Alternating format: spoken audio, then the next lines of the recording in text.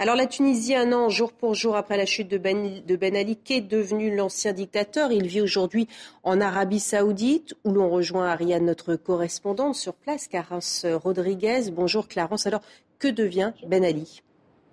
Écoutez, ce que je peux vous confirmer, c'est que Ben Ali se porte bien.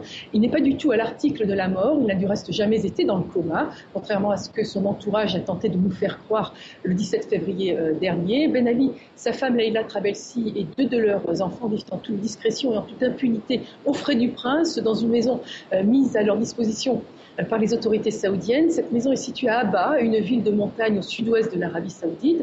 Et Ben Ali est donc l'hôte du roi. Mohamed, 8 ans, et Halima, 18 ans, sont scolarisés dans les établissements de la ville. Mais la jeune fille, on l'a appris, devrait prochainement quitter l'Arabie saoudite pour étudier au Canada. Mais peu d'informations, il faut le dire, filtrent sur les conditions de vie de la famille Ben Ali. On sait en revanche que l'ancien président tunisien déchu est l'invité du roi et non considéré comme un réfugié politique.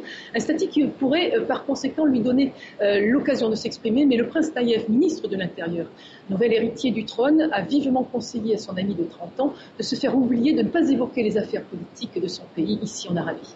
Clarence a-t-il l'intention de revenir un jour en Tunisie?